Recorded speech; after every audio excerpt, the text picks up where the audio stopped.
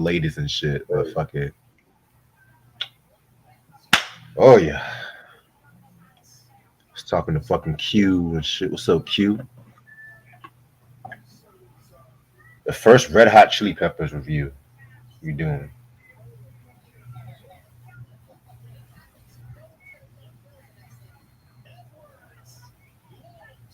These rock. Oh, I gotta give a shout out to this fucking bitch.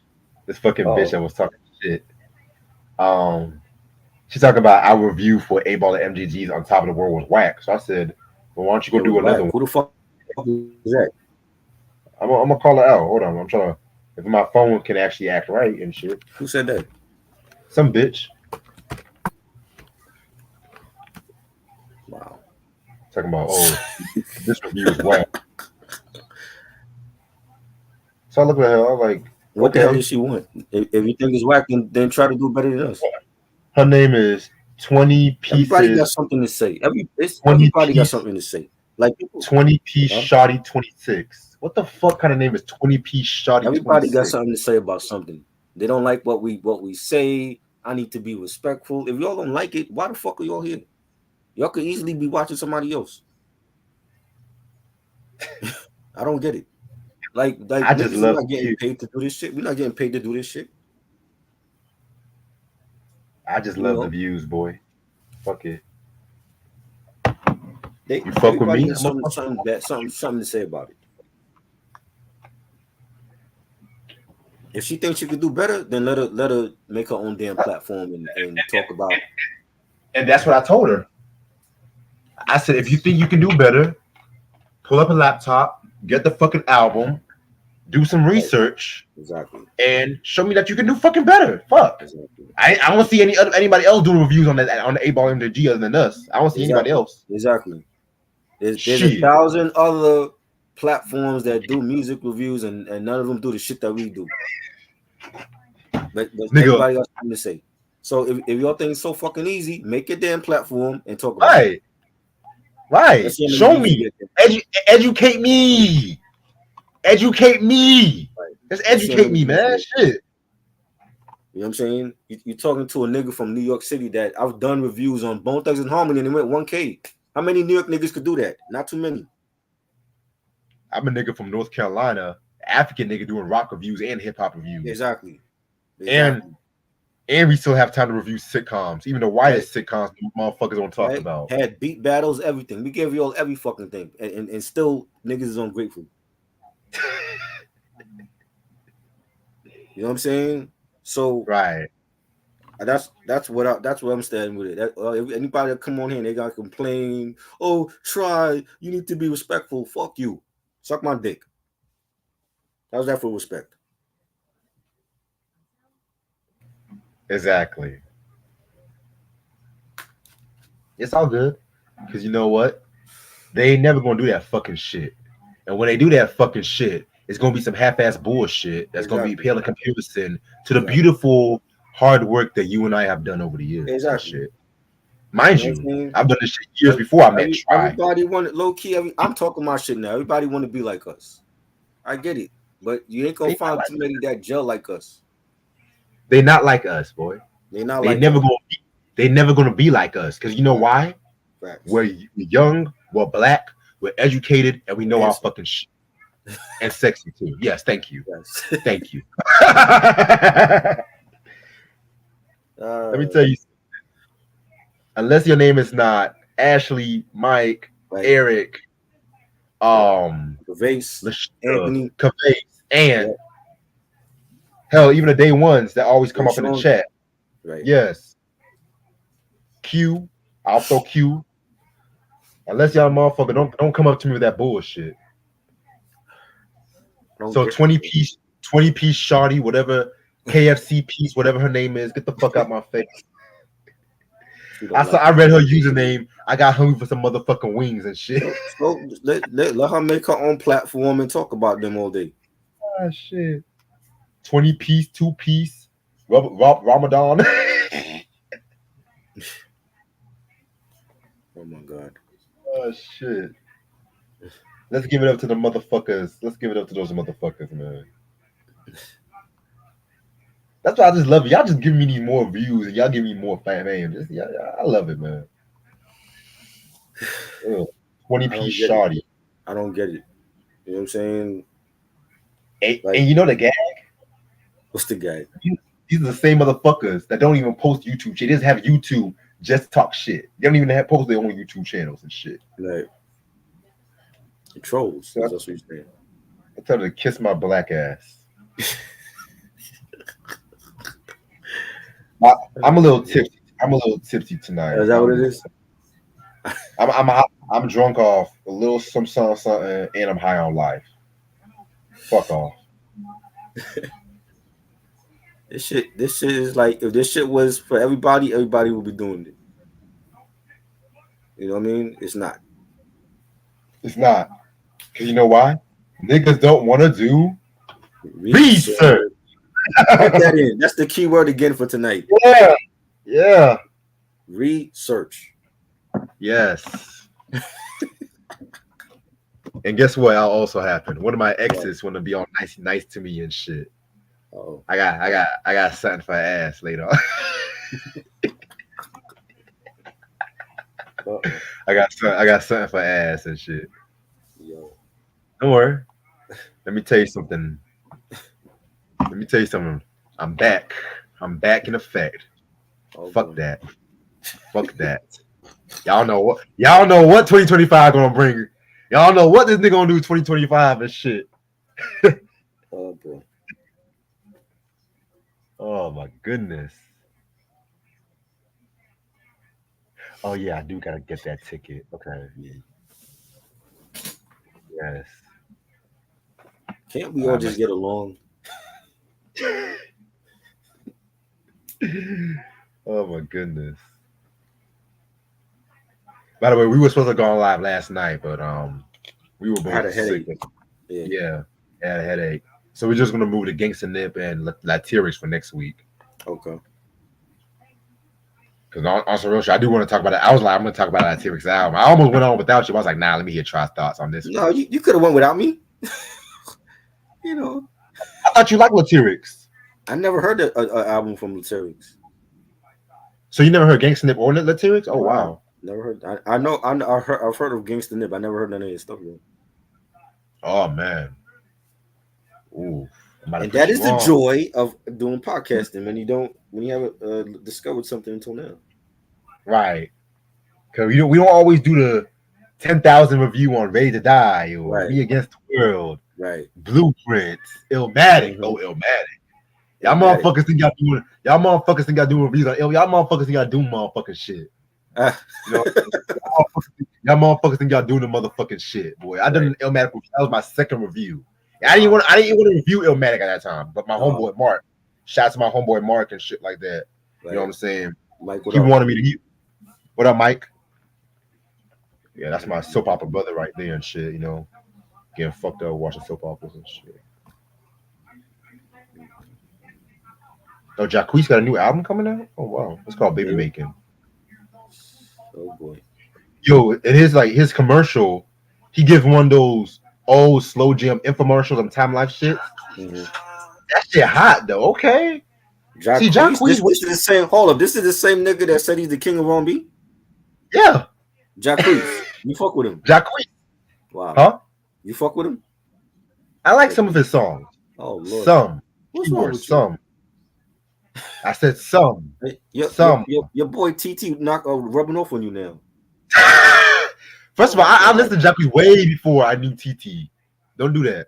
I think you don't need to listen to him at all, but that's just me. Well, I listen to a lot of artists. I don't tell a lot of people. Y'all be surprised what's in my CD collection and shit. You know, is that like your? It's the same motherfucker. You know what? Fuck this. It's the same motherfucker. You don't tell me you have an album from that nigga. Nah. You might as well pull out a Milli Vanilli album if that's the case. It's the same motherfucker about this album. Oh my god! Burn that shit. Burn that. You're never gonna play that. You just have that for a collection. I am. Yes, I am. Get the fuck out of here. You're not playing that. Nigga, I love Animaniacs, nigga. You love it that much to play the whole soundtrack? Yeah, nigga, I bumped the whole soundtrack years ago. Can I relive my childhood? Can I relive my childhood and shit? Can I relive? Can I relive my childhood? Oh shit! This nigga. Oh man, yeah. I got Animaniacs. I got Snoop Dogg all on the same CD. What other motherfuckers do that? Wow. What? Snoop Dogg and Animaniacs. That don't even sound like a good pairing. Hey, that might be a DJ. I'm That might be a accustomed to DJ. hearing like Dre and Snoop. You know. Ooh. Hey, you just gave me an idea and shit. Ooh. Ooh, you just gave me an idea. But I ain't gonna say shit yet. I ain't gonna say. Like I said, I'm in a good mood today. Fuck it. It's funny. This ain't the first Red Hot Chili Peppers album we did, right? This is the first Red Hot Chili Peppers album. It is? I thought we did Blood, Sex, and Magic and. We never did that. Nah. Oh. Nah. I was trying to get more albums from them, but for some odd reason, it's hard to come by where I stay at. They got like the greatest hits. They got the greatest hits: Blood, Sugar, Sex, Magic, Stadium Arcadium. But Stadium Arcadium is mad expensive. Ain't nobody trying to pay no $24 for no Stadium Arcadium and shit. They out of print. All their albums. Not all of them. Not all of them. Well, most of them, like the earlier ones, are out of print. Oh yeah, like the '80s shit. Oh yeah, definitely. Yeah. But yeah, man. I don't be. And you know what's crazy? This album is depressing as hell, and we happy as hell. That's the fucked up part. Hey man.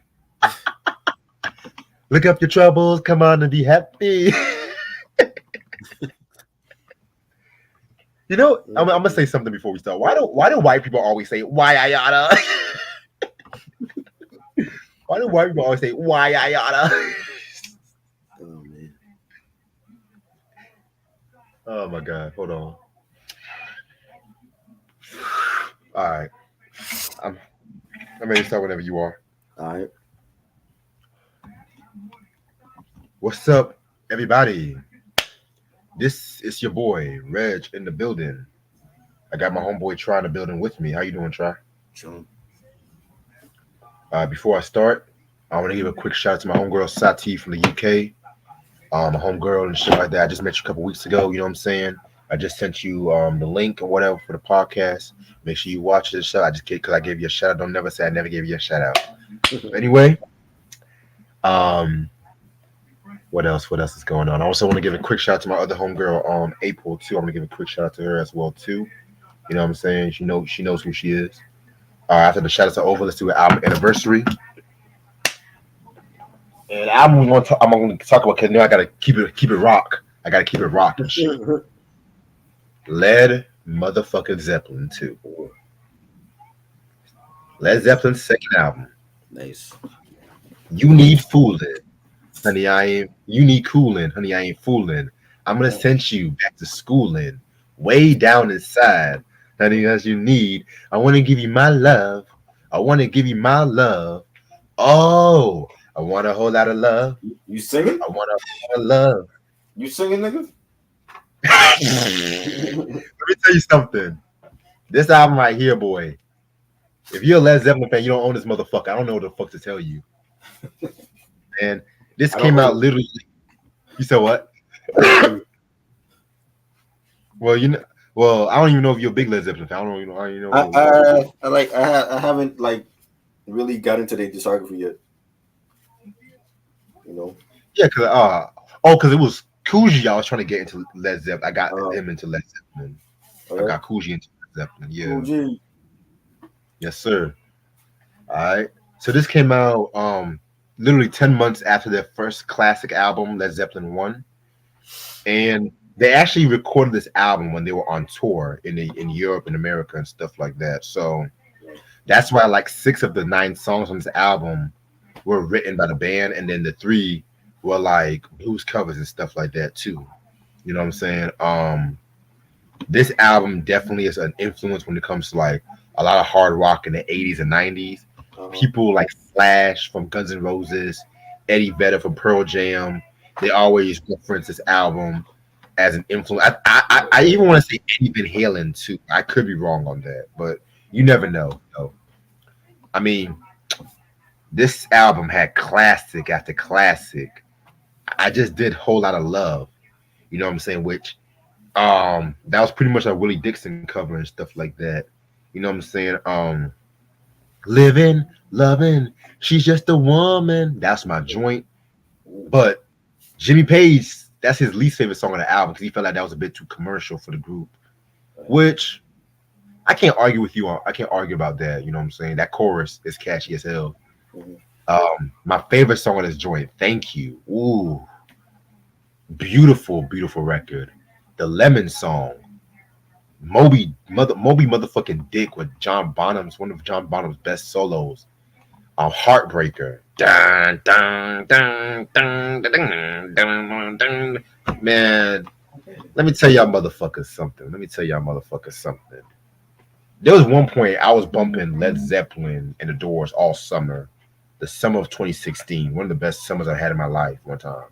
And I remember I was listening to this motherfucking album.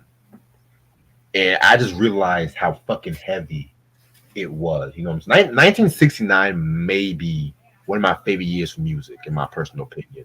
A lot of bangers came out in 69. From Abbey Road, Hot Butter Soul, the first two Zepp albums and shit like that. Let It Bleed. You know what I'm saying? I mean, Sly and the Family Stone, Stand. Come on, man. Don't fuck with me. Don't fuck with me, man. Speaking of Sly, Sly, I didn't forget about Sly. I got some Sly reviews coming soon, but early Sly reviews. That's all I'm going to say. Right. So yeah, man, this album to me, a must-have in your collection. It's actually one of the best-selling albums of all time. I think this album went like 12 times platinum and shit. That's crazy. Right. And you said you never heard that record, right? No. All right.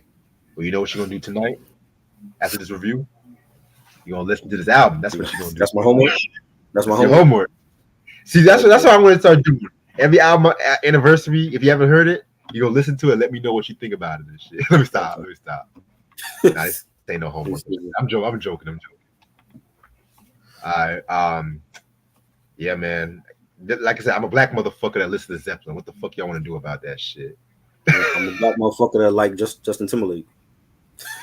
Okay, so we're gonna move on to the reviews because Try just killed the movie just now and shit. Let me stop. All right, but JT, I like that Until the End of Time remix. That might be the only one I might have on repeat. Right. Everything else, that's mostly for Beyonce. Honestly, that's mostly for Beyonce. Yeah, I guess the Beehive can be happy about that and shit. Right. So we're gonna talk about Red Hot Chili Peppers with 1 Hot Minute. This came out September 12th, 1995. It came out on Warner Brothers Records and shit like that. You know what I'm saying? Right. Now, this version of Red Hot Chili Peppers consists of members Anthony Kiedis on vocals, Flea on bass, Chad Smith on drums, and Dave Navarro on guitars. Dave Navarro came from Jane's Addiction. I didn't even know he was with them. For one album. Only for one album. Oh, for one album, okay. Yeah. Because he replaced what's his name? Motherfucker's name. John Frusciante. John Frusciante. Yeah. And then John came back. John came back for the California album. Yeah, he came back, but then he recently left again just for left again. Reason. Oh wow. But I think he came back. That could be a mine, John. Like, yeah, now he's back. Now he's back in the group. Thank God. He's coming and he's going. Like, don't let him come back in the group ever. Hey, if they're not because he don't really like the fame like that, you know. Oh, as long as they're not beefing, that's cool. I don't give a fuck. No. All right. So Red Hot, you know what's crazy, you know? Interesting. You know what's crazy, but I'm gonna text you. I've done reviews on a lot of rock artists, and Red Hot Chili Peppers have always been in the top and stuff like that. But it's like I only have Blood Sugar Sex Magic, right. And I'm not even gonna hold you. I love that album, but I'm a little burnt out by that album because niggas always act like that's the only album they've ever came out with. I agree. You know what I'm saying? And surprisingly, you know, they always were very, very, very influential, you know, when it comes to the funk rock, funk metal. Hell, they were even rapping in some of their early albums and stuff like that. You know what I'm saying? But niggas don't want to talk about that. Right. But talk to me. How did you get into Red Hot Chili Peppers or HCP? Oh man, but when Under the Bridge came out, you Oh know, yeah, and just seeing that video, MTV playing that video all the time, and when Give It Away came out, that was like a big hit for them, and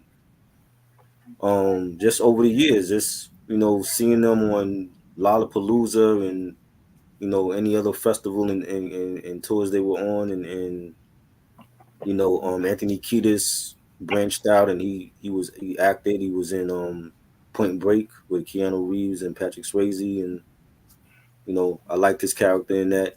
Even though it wasn't like a major role, but just seeing one of them from the band in a major motion picture like that was just dope. And they've always had a connection with hip hop.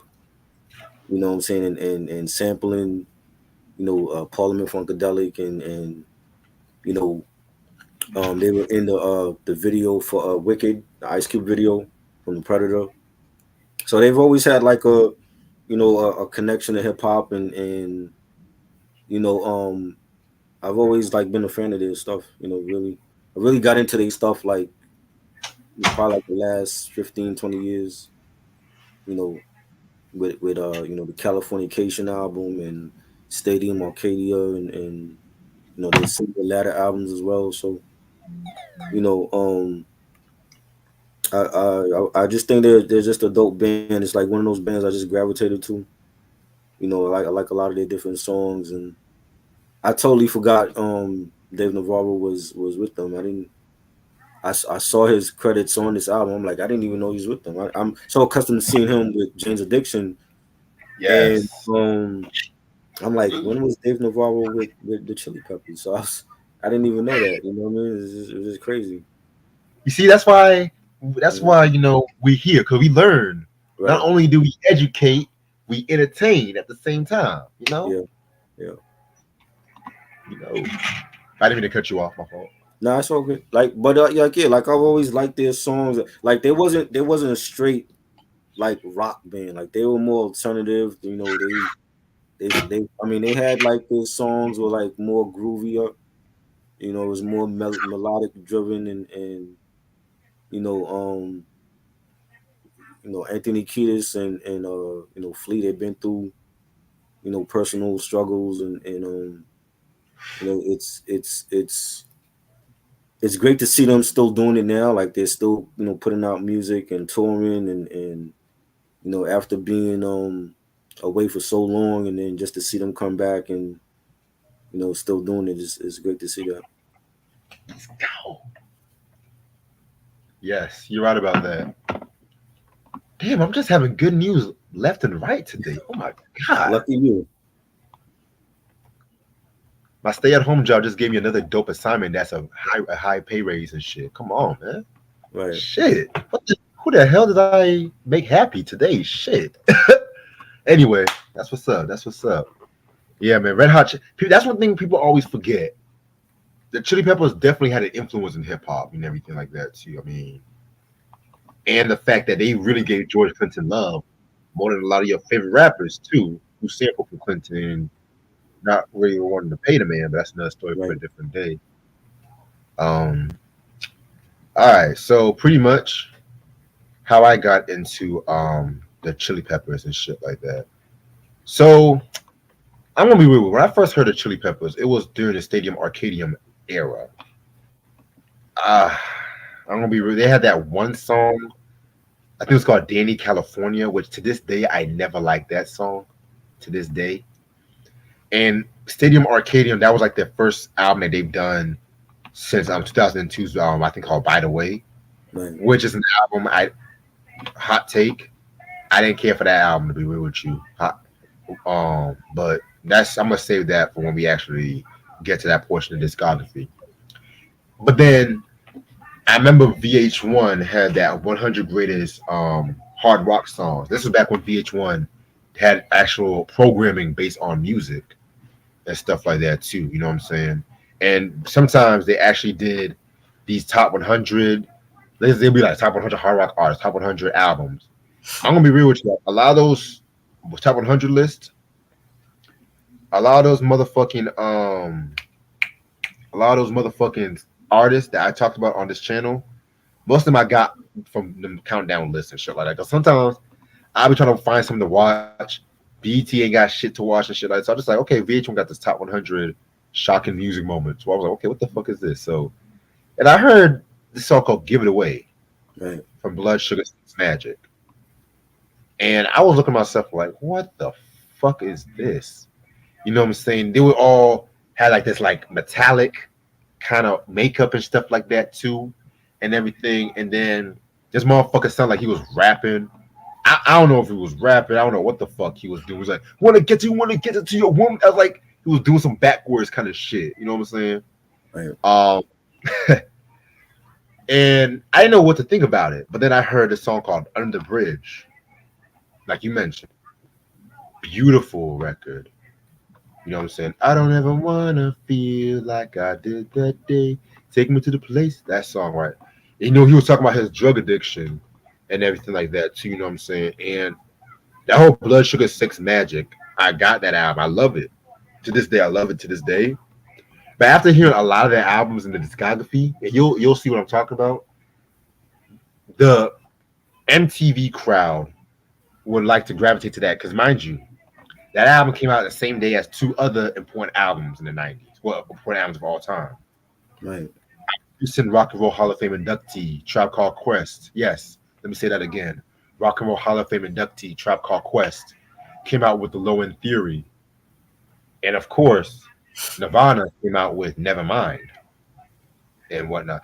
There was other albums that came out that day too, but those are the top three. Music was never the same after that day. Just gonna be real. And I started to actually, listen to more of the discography. And I'm like, these Chili Peppers, they're actually not bad, I actually fuck with them. Right. You know what I'm saying? Now granted, some albums are better than others, like with many other rock groups, but I definitely feel like the Chili Peppers, you know what I'm saying, they definitely owe a lot to the not only to the funk music, just to like the early beginnings of hip hop as well too. And then a lot of motherfuckers try to copy their sound too. Motherfuckers try to do that funky shit. Can't nobody play the bass like Flea. I'm sorry. Right. Flea, can't nobody play the bass like Flea. And he had his own skit on here. Yes, he did. You know what I'm saying? And he's also a dope voice actor too. Shout out to Ray Sean. He knows what I'm talking about. You know what I'm saying? Um, so yeah, man. I mean, I'm just so happy that we're actually going to talk about the Red Hot Chili Peppers, and I'm also more happier that we're talking about an underrated album from them, which we're going to get more into that in a minute. You know what I'm saying? But well, yeah, let's talk about the Chili Peppers and shit. I know they had a long history up to this point, so I'm gonna do my best to slide through and shit like that too. Cause I talk too much whenever I'm in a good mood, so I just want to cut down on that shit. So the Red Hot Chili Peppers was a band that formed in Los Angeles by Anthony Kiedis, the original guitarist, Hillel Slovak. More on him in a minute. And I got to give some love to the OGs. Bassist Flea and the original drummer Jack Irons. They were all classmates at this school called Fairfax High School. You know what I'm saying? And Fairfax High School, that was like in this, I think that was in Southern LA and whatnot too. You know what I'm saying? A lot of famous people went to that school. Herb Albert went to that school. You know what I'm saying? This baseball player named Super Jew. Yes, his name is Super Jew. His real name is Mike Epstein, but his nickname is Super Jew. I just wanted to say Super Jew because it sounded good when I said it. Kathleen Hughes went to that school as well too. So, it's a pretty famous school and everything like that. Oh, Mila Kunis, I forgot about her. Yes. And at the time, Hillel and Jack were already in another group called What Is This? And stuff like that too, you know what I'm saying? And that's when they got with the other. That's when they left that group, and that's when they got with the Chili Peppers. And fast forward to 1983, they hooked up with a manager by the name of Lindy Goetz. and she gave them a 7 album deal with EMI and Enigma Records. You know what I'm saying? And they dropped their debut album, the self-titled debut, the Red Hot Chili. Why am I saying self-titled? And I'm saying their name. The self-titled debut album in 1984. I want to be real with you. I heard some of this album. It's pretty straight. It's pretty straight, but at the same time, you can still tell they were still trying to find a definition and everything. I know Anthony Kiedis does not like this album, and they rarely perform shit from this album as well too. You know the whole story, the debut album. A lot of people don't like it because they don't like how they sound, all that shit, yada yada yada. You know what I'm saying? And I know after the release of that album, give me 1 second, my notes. So after the release of that album and shit like that, they temporarily had some temp personnel changes. They didn't like they fired their producer Andy Gill, and stuff like that. You know what I'm saying? Hilal Slovak rejoined the band and stuff like that too. You know what I'm saying? So yeah, that album was like a transitional phase for them. Then they dropped their second album called Freaky Styley. You know what I'm saying? Which this one was produced by none other than George Clinton. Now, if you guys know, I'm a huge P Funk fan. I'm a huge George Clinton fan, and he has done some dope production. Him and Boosie have done some dope production around this time too. You know what I'm saying? And they added a little flavor when they got my nigga Maceo Parker and Fred Wesley to do some of the horn work on the album as well too. You know what I'm saying? So I'm just like, yo, they came correct. This is an album I feel like was a true debut album. I'm gonna be real with you. You know what I'm saying? And they had and their relationship with George Clinton lasted them for years. I think they're still cool to this day and whatnot too. You know what I'm saying? And pretty much, you know what I'm saying? That got them a lot of fame and everything. And next thing you know it, fast forward to 86, you know, they actually got $5,000 to record a demo tape for their next album. But they put some money aside, they put $2,000 aside just to get some drugs. And drugs have always been a tension within the group and whatnot too, you know what I'm saying? Especially between Anthony Kiedis and Hilal Slovak and everything like that too, you know what I'm saying? So then fast forward to the third album, they got with another dope producer, excuse me, motherfucking Rick Rubin. You know what I'm saying? Well, they wanted to hire Rick Rubin to produce their next album, but Rick didn't like their drug problem, so he's like, nah, I'm good on that and stuff like that too. You know what I'm saying? That's interesting.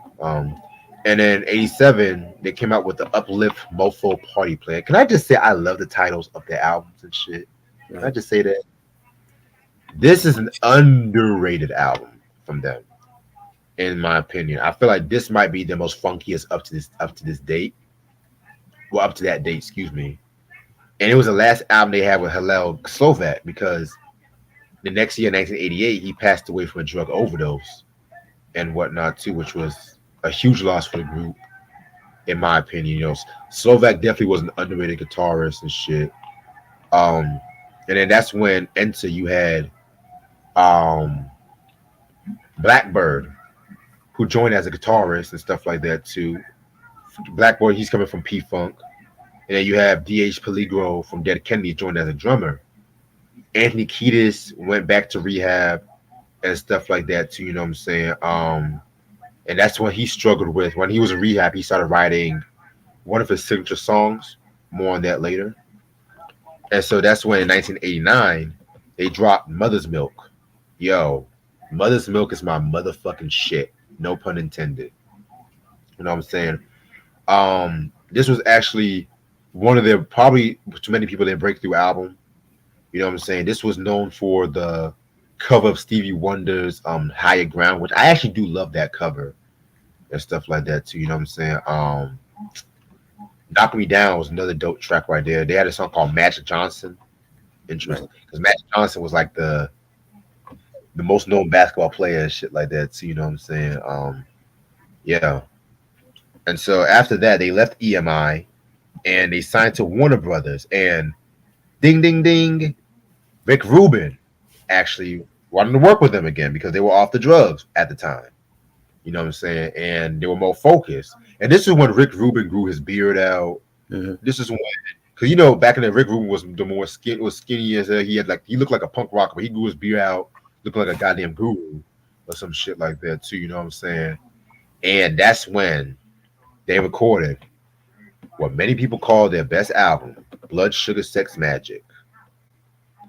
And I think this is actually their second best selling album. Yeah. So this one was a very, very, very dope album. This has songs like Give It Away, Give It Away, Give It Away Now. And If You Have to Ask, you know what I'm saying? Then it also has probably the most signature song, Under the Bridge, which they wrote, Anthony Kiedis wrote that song while he was in rehab and whatnot. Too. I always loved the video to that song.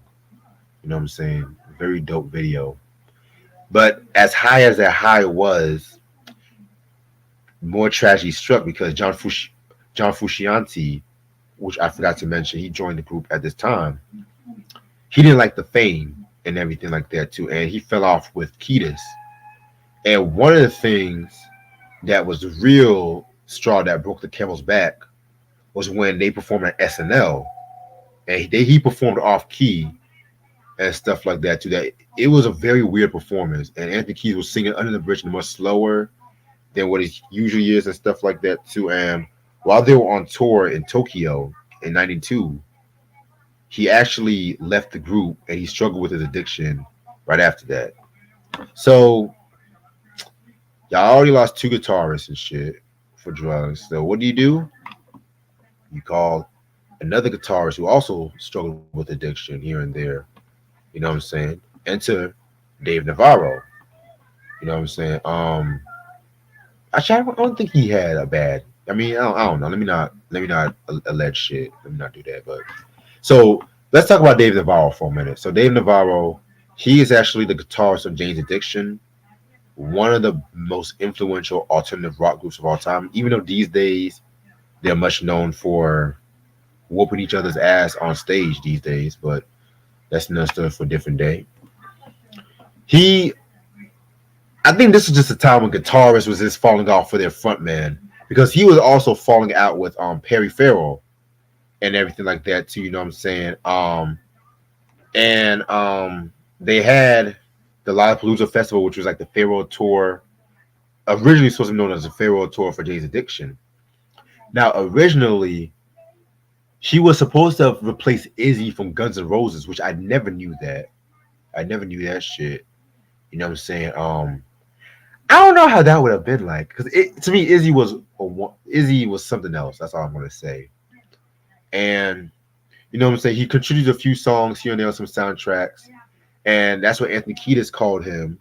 And they talked about, hey, you know, want to join Red Hot Chili Peppers and stuff. So that's when they performed at Woodstock '94. Very, very, very dope Woodstock. No, that was not the Woodstock when all the white people went all crazy and shit like that. This is the Woodstock where it was infamously known for Trent Reznor in the mud and dancing in mud and all that shit. You know what I'm saying? I mean, Salt and Pepper also performed at that Woodstock as well too. You know what I'm saying? So, yeah, man. And fast forward, you know, they were working on this album in '94 and everything like that too. And at this time, they were already household names, and this album was like highly anticipated and everything like that too. So it was I think it was supposed to came out in '94, but they kept pushing it back and pushing it back until it actually came out in '95. And yeah, Rick Rubin also returned for this album as well too. You know what I'm saying? At this time, Anthony Kiedis got back into the drug addiction and shit. Like this is just a whole soap opera at this point and stuff. You know what I'm saying?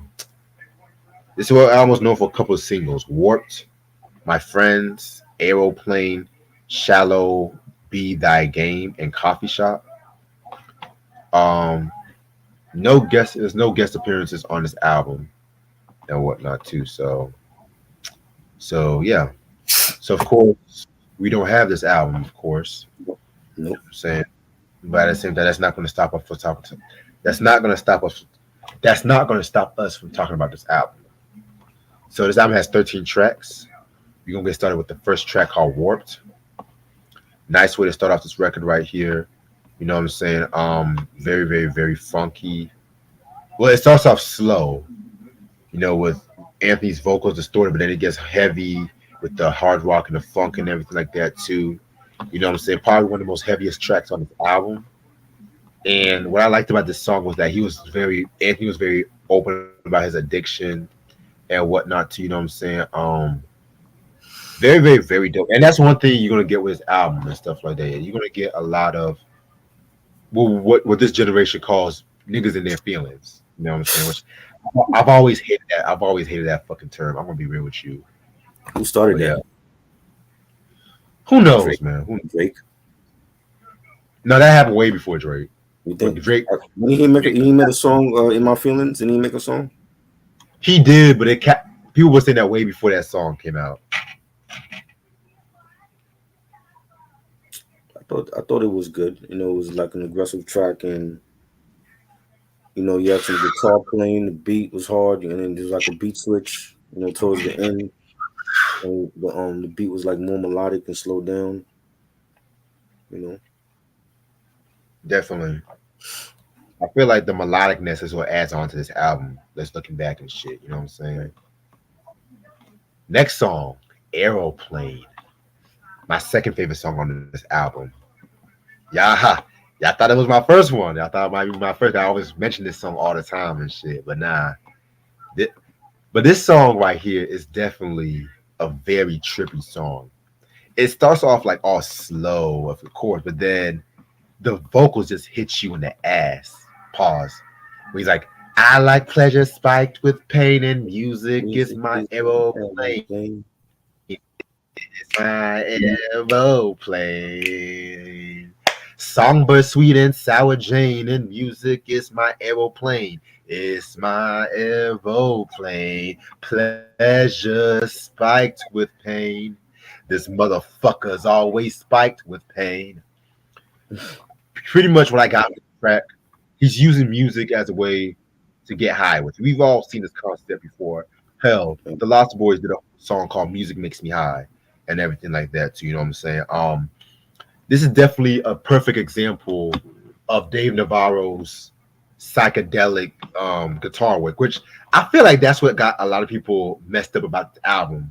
Which I'll talk more about that in a minute because they always felt like the trippiness of his guitar playing overshadowed the hard hitting funkiness and stuff like that too.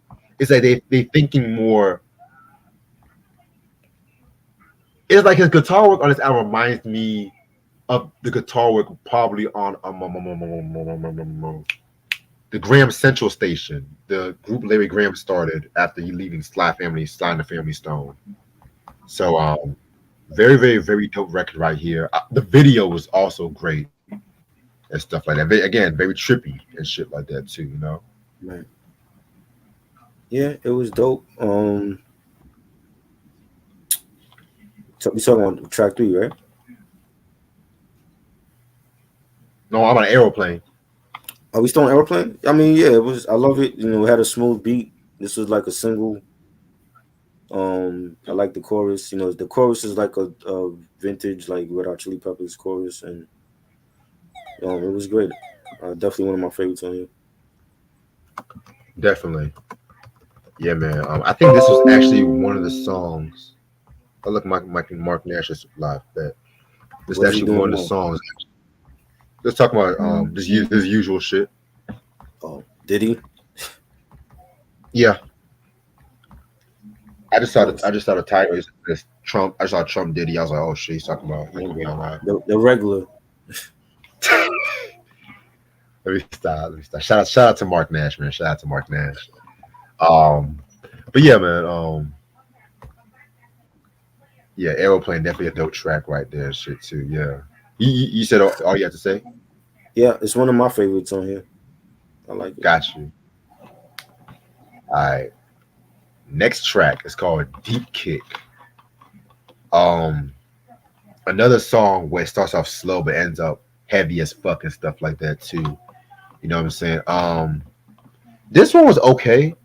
You know what I'm saying? It's just pretty much just talking about the sex, drugs, and rock and roll lifestyle of Hollywood and stuff like that. 'Cause you gotta remember he grew up in LA and stuff like that too. He's not like one of these other pussy motherfuckers that pretty much Not one of these pussy motherfuckers that actually talk about Hollywood, but they've actually been in Hollywood and shit. But that's another story for a different day.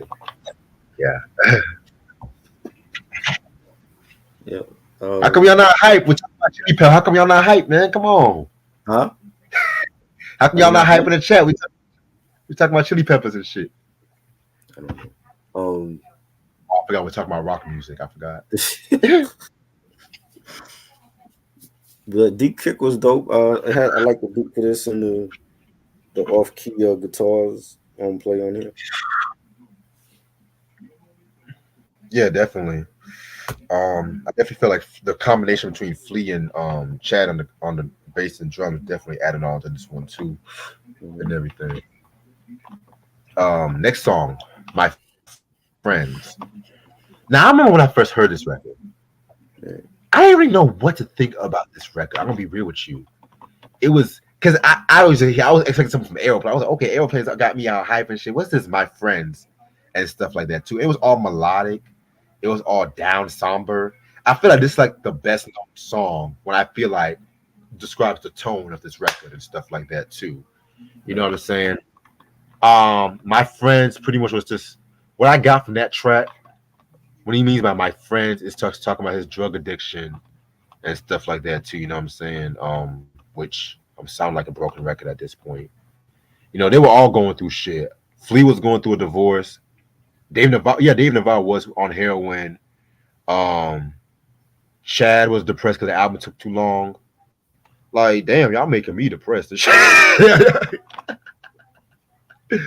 But yeah, this one, I'm gonna be real with you. You have to be ready to listen to this song. That's all I gotta say. It's more depressing than Under the Bridge. I'm gonna be real.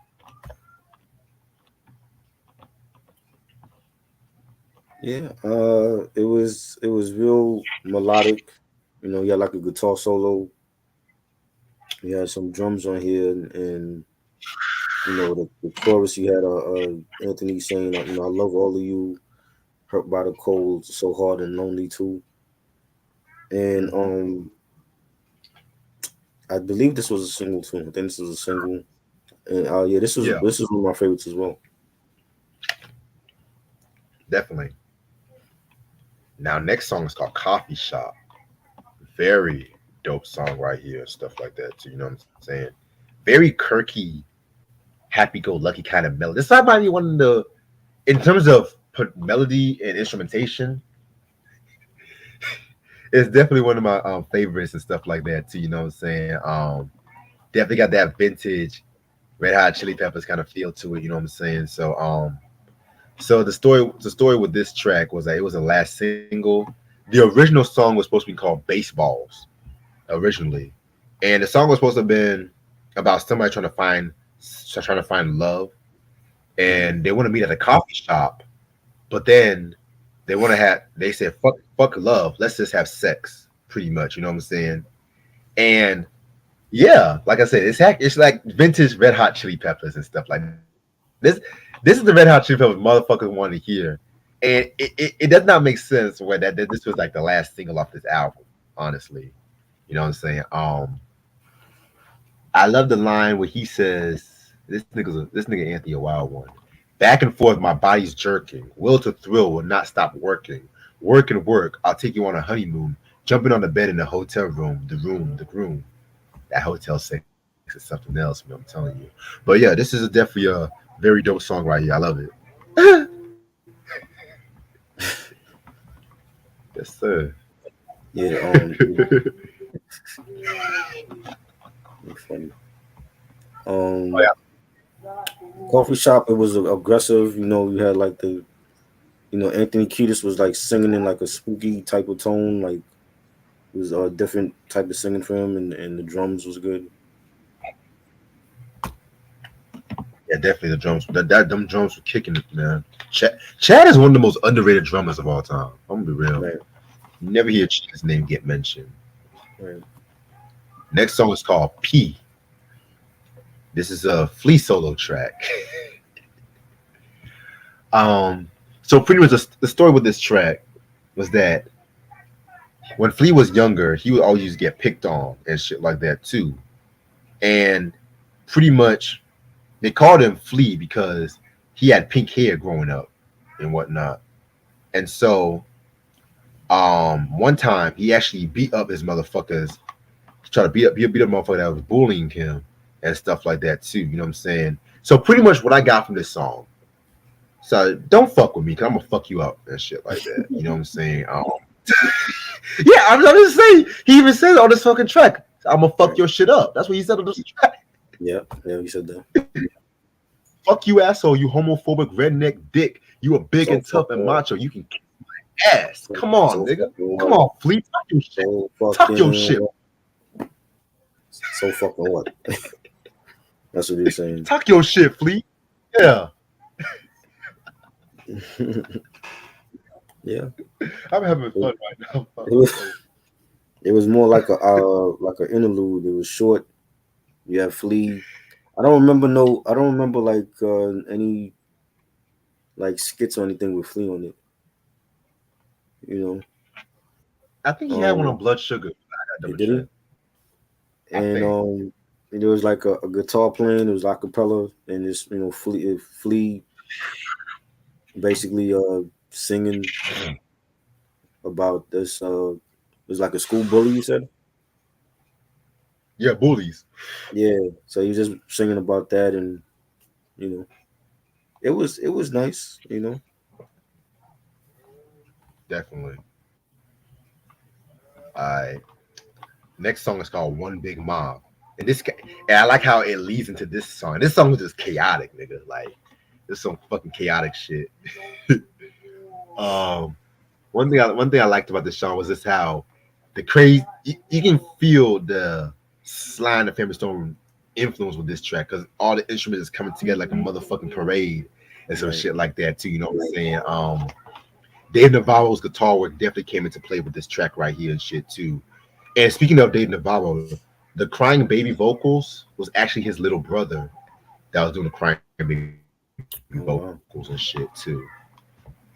You guys probably would not get this if y'all saw some other review on this album though. Y'all probably not get this shit.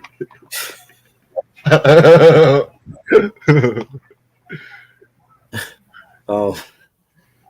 it's another one of those like really aggressive tracks with the drums and the guitars, and then it went into like a whole different melody. The melody was more smoother and melodic, and then it goes back to the regular aggressive sound. And it to me it was too long.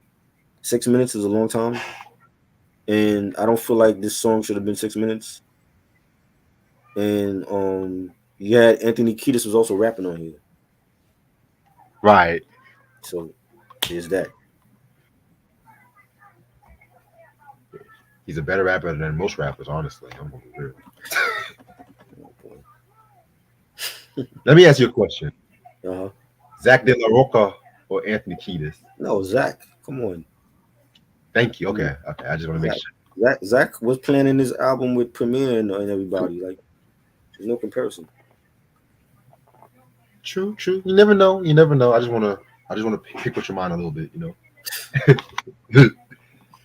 All right. Next song is called Walkabout. So this one right. So from what I looked up, a walkabout is pretty much an Australian, I think like a journey by an Australian. I'm gonna quote this because I'm not gonna paraphrase this the best way. And I quote: "A journey on foot undertaken by an Australian Aboriginal in order to live in a traditional manner." Okay. I see, like, okay, literal right there. So I'm gonna be real. This song was okay. I don't really care for this one like that. I like the beat to it. You know what I'm saying? Maybe because I never actually experienced a walkabout and stuff like that too. Maybe, but hey, maybe I don't know. If y'all been a walkabout, let me know in the chat. That could be something that Anthony just made up. No, that's actually real. What is it? Hey, I just read the quote. I'm gonna read it again. Hold on, I'm gonna read it again because I don't know what this shit is. To be real with you, sound like some shit they cut the motherfucker dick off or some shit like one of them Jewish things. It's a coming of age ceremony That's a journey on foot undertaken by an Australian Aboriginal in order to live in a traditional manner. What? There I'm gotta still be a confused. simpler definition of this. I'm Hold still on. confused. Is Hold it a on. There gotta be lifestyle? What is it? a nigga, I don't know. There gotta be a simpler definition because something don't walk about. I'm seeing a movie called. From Yeah, some cattle. You know what? Yeah, fuck it. I ain't gonna stress myself what? out. Fuck.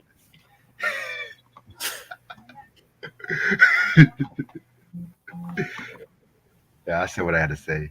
Um, it was a funky track. I like the beat for this. You know, it was real smooth. Yeah. Anthony Kiedis was like singing in like a lower tone, almost like he was like his normal voice, like he was just talking out the lyrics, and it sounded like something that Prince would do. I feel like Prince would have did that. Really? Hmm. I got more Lenny Kravitz too. You know, Well, I mean, I don't know. I don't know about Lenny. Maybe early Lenny. because he did come out with I think it was albums called Circus that year, '95, which I was an underrated album too. Yeah, Y'all motherfuckers be sleeping on Lenny. I need to put some. Yo, I expect him to see in the Rock and Roll Hall of Fame next year. I expect him. yeah, for I sure. expect Ohio players and Lenny Kravitz. Cause I was impressed. I was like, Questlove did his thing with this induction list. Right. Ever since Questlove, I feel like I feel like next hip hop artists gotta be Salt and Pepper. They gotta be the next ones. They should have been in there. They they should have been in there, but that's another story for hell. Kumo, where my nigga Kumo D at? Put some respect on Mo D's name. I know you don't like Kumo D like I feel that, like but he's not. I don't think he's gonna make it anyway. I mean, did he have a global impact? he was a pioneer. Did he have a global impact? Yes, he Did he, did. did he sell records? He sold records. Yes, he did. He went platinum a He few went times. platinum and all that. Yes, he did. I don't know. I still feel like there's certain artists that won't make it unless they have a Oh yeah. global impact on the genre. Oh yeah. Like there's gonna be a few rock artists that's not gonna make it. That's why I love when these rock. I love. That's why I love when these rock purists. Anytime somebody black gets in the Rock and Roll Hall of Fame, oh, the Rock and Roll Hall of Fame is a travesty. Oh, where has it gone wrong? And I'm sitting up here drinking my tea like, hi, it feels so good to be me right now.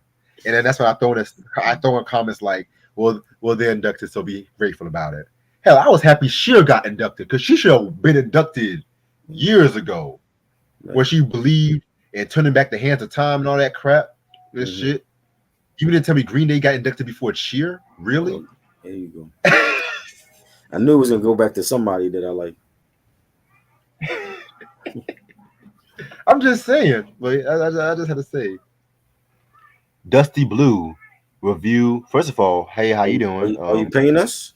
Are you actually we paying us take money to do that? we take donations, boss. We don't just do free donate. We These don't. niggas think that shit is free. Now wait a minute. This probably is his first time here, so he probably don't know the rules and shit. But But you need to put up the I do rules. Cash App, PayPal, Venmo, Western Union, checks, cash. You know, I take all that shit. And you can donate what you feel like. Donate what you feel like if I want to do the review. So, but by the way, welcome to the channel and stuff like that too. You know, that's why sometimes you just gotta. Some people might not know and shit like that. You might just see we're talking about an artist for the first time. They might come in and stuff like that. But just say hello, how you doing and shit like that. You know what I'm saying? The next one will come in and say review Soldier Boy. That's when I gotta leave. I have my limitations and shit. Oh my goodness, I am on a roll tonight, boy. Oof. All right, next song is called Tearjerker. Oh yeah, not it's like the album was already sad enough. You're just gonna have a song called Tearjerker. Yeah, that's nice. Yeah, yeah. Let's make the album more sadder, and let's do it even better. Let's tribute Kurt Cobain, who committed suicide and shit. But let's be for real. Let me be for real. This is pretty much a homage to Kurt Cobain from Nirvana and stuff like that too. You know, the irony right there. Wow. Very great song. I do like this song and stuff like that. You know what I'm saying? Pretty much telling the news about how he heard the news about his death and stuff like that too. And I think that's what made him one of the reasons that what made him stop taking drugs. I could be wrong, but people gotta forget at that time. Yeah, yeah, Dusty. I'm not mad at you. Yeah, you did not notice that. People gotta remember at that time, Kurt Cobain was the Messiah. Mm-hmm. The same way how these motherfuckers look at Taylor Swift, all these pop artists like Taylor Swift, and I can't think of who's popular in pop music like that. That's how far out I'm at. Olivia Kurt Cobain. Rodrigo. I don't even know who she is, but okay, we'll go with that. Billie Eilish. Billie still has a long way to go before she still has a long, but Kurt Cobain pretty much, yeah, he was a rock. Nirvana was a rock group, but they were pop stars at a time. This was a group that beat Michael Jackson in the charts and stuff like that too. You know what I'm saying? But that's besides the point. His death had an effect on that whole Generation X because that was like their leader, their hero at that time and shit. Right. And yeah, man, this definitely was one of my favorites on this record as well too. I love the line when he says, "The first time I saw you, you were sitting backstage in a dress, a perfect mess. You never knew this, but I wanted badly for you to requite my love." You know what I'm saying? Because I feel like he's referring to when I could be wrong, when he wore a dress on the Headbangers Ball, that episode him made with him and Chris Novoselic appeared and shit like that. Headbangers Ball was that shit though. Fuck. That's all I gotta say. Yeah. Yeah, it was definitely dope. It was melodic, slow beat, beautiful guitar chords on it. And you had Anthony Kiedis saying, "First time I saw you, you was sitting backstage in a dress. What a perfect mess." And yeah, it was like a ballad, like one of those ballads. It was sad and I enjoyed it. I just texted you, by the way. Oh, damn, I didn't hear the video game sound effects this time. It's there. I'm hearing other shit. I don't know why. Hearing other shit. Yeah, like it sound like, I don't know if it's fireworks or gunshots. It sound like fireworks. I don't know why it'd be fireworks in October. Oh, well, I mean, we have our state fair right now, so there's fireworks and shit like that too. But I'm hearing it over here though. Oh, well, I don't know about all that. Is there a state fair in New York I don't know about right now? Oh my god! But you got my text, right? Yeah. I got you. All right. Anyway, yeah. Let me behave myself, bro. Let me just behave myself. Oh, there it is. There it is. I heard that time. Now we're gonna get into the title track. Very dope track right here. Another one of the upbeat tracks on this album where Anthony's talking about how he's a player, getting with different women and shit like that too. You know what I'm saying? Riding on my bike, but me with my friend was so alike. Yeah, riding all right. I know what you mean by that, boy. But yeah, this was a pretty dope track. One Hot Minute. Yeah, it was an aggressive track. I feel like a lot of these songs, had like the same like tone to it. It was some hard drums on here and guitars. Ray Sean speaking Spanish now? Word? Man, that's like the most common Spanish phrase. Ain't nothing like that. Man, that's like the most common. I thought he was speaking some Spanish shit. I thought we about to have Rico Suave. I was like, we have to show Gerardo some love now and shit. You already fuck up Spanish people names. You don't need to talk it. Would you rather me do a Gerardo review or Kid Frost review? Kid Frost. I can't listen to Gerardo. Kid Frost. Rico Suave is that joint, though. I ain't gonna hold you. You gotta love when AC Slater was trying to rap and shit. Oh yeah, oh yeah, oh yeah. Rico. Suave. Menino era lindo. All right, all right. Let me be You serious. already fucked up Menudo's name. You still can't say their name. Yes, Menudo. That's what I said. No, that's not what you said before. You said what you I said, I said a lot of variations and shit. no, you didn't call them Menudo. It was some other shit you said. You said in Rendo or some shit. I was like, what? Yeah, What are you I said, saying? Huh? No, I you didn't said, say Menudo. I said Manuel. But that's right. That's what you said. I was like, what? Who are you talking about?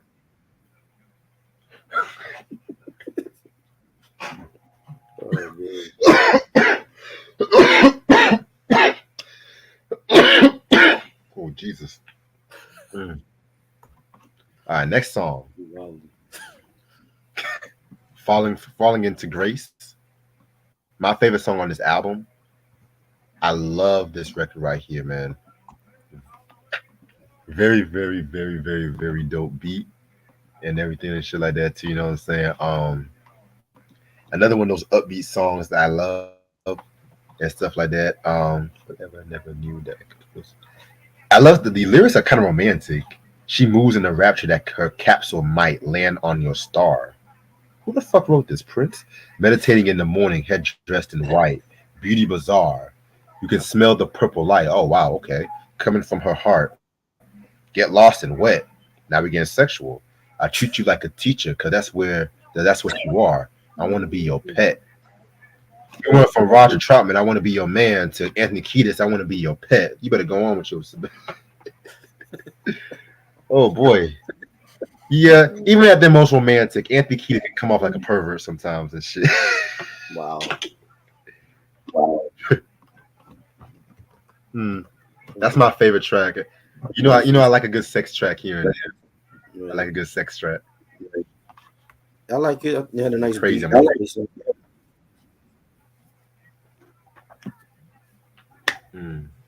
Definitely.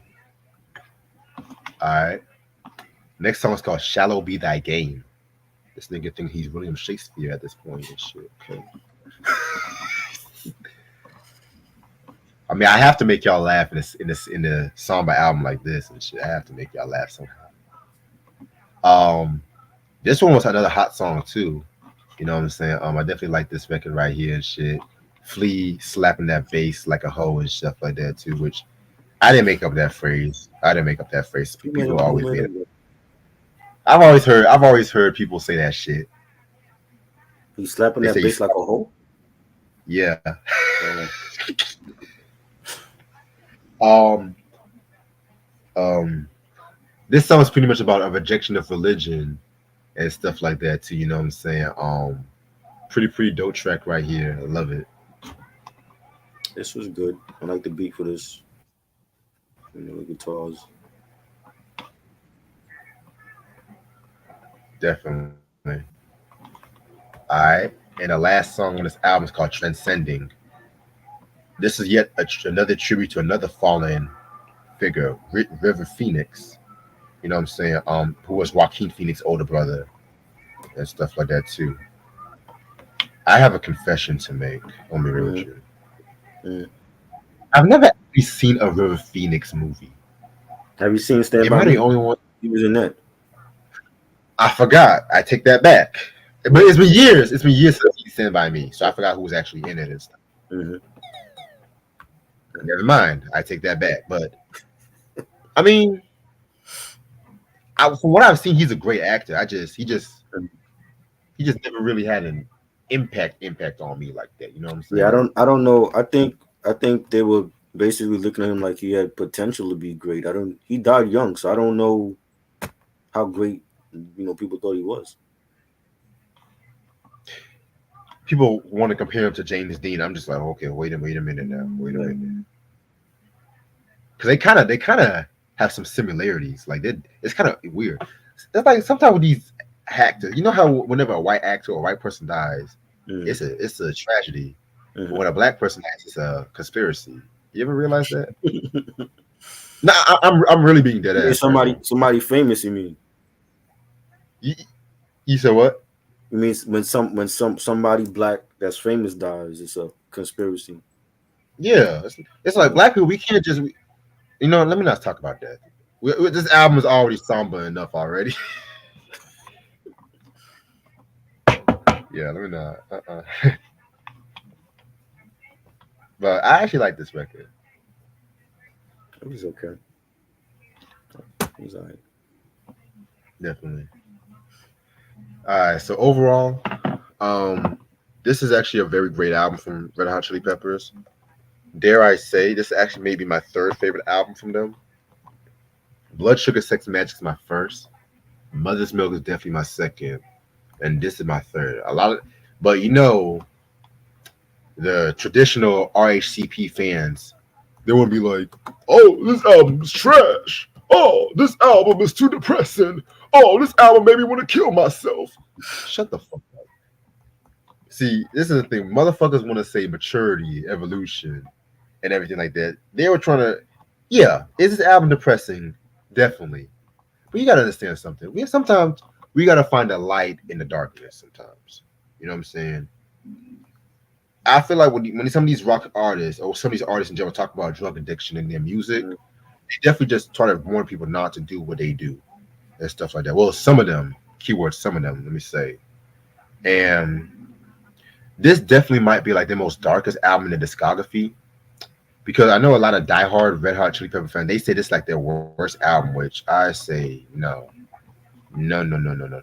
Hot take: I like this album way more than Californication, Really? and I love Yes, I love Californication. I love it. I feel like it's a classic. It's a classic, but that's when that was them trying to win the mainstream back. If And they that did. makes sense, And they won. they did. They did. They won it back. They did, but they went back to more of that silly. They still had a serious songwriting. They've always had a serious songwriting, but they went back to that traditional, sexy California feel good, which is good, which is what we love them for. And long and behold, I think that's their best selling album and stuff like that too. What does Rightfully that say? so. What does that tell you? The main reason why motherfuckers hate this record, it's not the songwriting, it's Dave Navarro. The main reason why motherfuckers hate this record, I'm gonna tell you why. Dave Navarro is not a funky guitarist. He's not that kind of guitarist. Right. He's a because Jane's Addiction was like art rock. I'll I'll call them progressive alternate music. They were really before Nirvana, Mm-hmm. before Sonic Youth. Jane's Addiction were really like the cats that brought alternate music, alternate rock really to the mainstream masses. And it was very unorthodox and whatnot too. And Right. Red Hot Chili Peppers was not really an unorthodox band in terms of music. Now, image, yes, but in terms of music, they're not an unorthodox band in terms of music. So when Dave Navarro bought his old ding ding ding ding, ding in the group, it pretty much many people call a discomfort of styles and shit. Right. Now, I'm not gonna hold you. When I first heard this record, I didn't know what to think of it at first, but I do know I did not hate it. But then over the years, I've came to appreciate the experimentation of this record and stuff like that. Dare I say, it might be the last time the group was ever this bold in their music. It might have been, but I'm gonna save that for another day. I'm gonna rank this a 4.5 out of 5. And I kick myself that I almost had a chance to buy this record, but I skipped on it. Oh well. It was okay. I don't like it as much as the other ones. I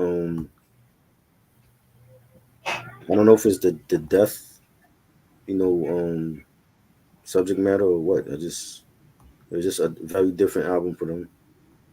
Uh, Right. I don't even blame Dave Navarro. I don't even think he's the problem. I just think it's the album itself. It was just dark. It's not. It wasn't like an upbeat album like the other stuff or lighter. You know. There's still some songs I like on here though.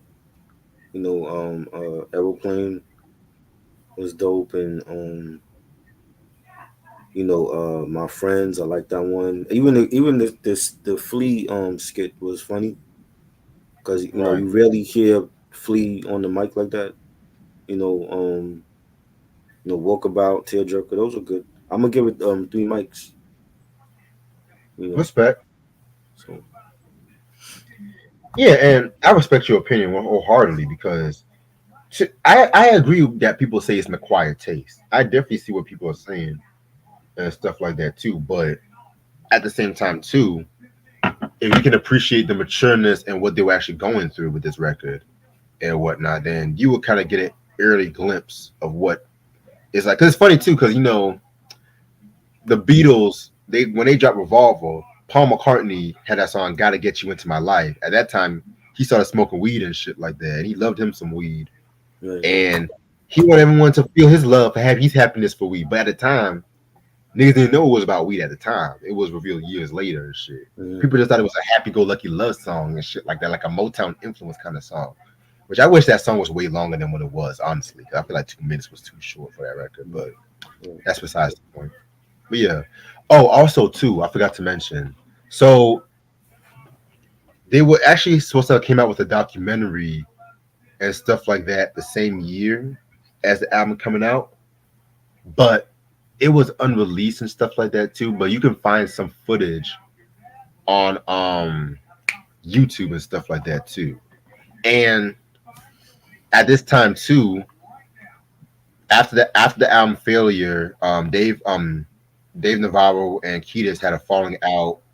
He left the group in '98, Mm-hmm. and that's when John Frusciante rejoined the band. They asked him, he had completed rehab after more than 5 years, and they are still sober to this day. And the rest is history. So there's still a happy ending here and there. And Dave Navarro still went to Jane's Addiction, but I don't know if that's a happy ending for him. But that's another ending right there. Um, so I'm gonna end this off right here because I gotta get ready for work in the morning.